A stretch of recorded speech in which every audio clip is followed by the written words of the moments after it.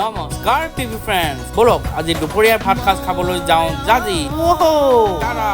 এয়া হ'ল জাজিৰ হোটেল চেলিব্ৰেশ্যনৰ পৰা ৰাইট কুচি গ'লে পাব শিৱসাগৰ, ডিব্ৰুগড় আৰু লেফ্ট কুচি গ'লে পাব যোৰহাট। বেছি দেৰি কৰি থাকিলে আপোনাৰ বলক ভিতৰলৈ যাওঁ।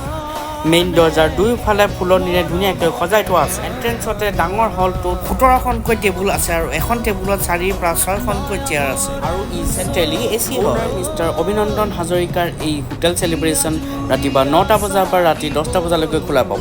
3 বজা হ'ল গৈ পেলাই কেবিনটোত বহি ল'লোঁ। এখন হ'ল তেওঁলোকৰ মেনিউ। 15-20 মিনিটৰ পিছত খানা আহিবলৈ আৰম্ভ হৈ গ'ল। যিহেতু সেইদিনাখন আমাৰ নিৰামিষ বাৰ আছিল, এটাই প্ৰাৰ্থনা আছিল যাতে আমাৰ ভেজ থালিখন ভাল হয়।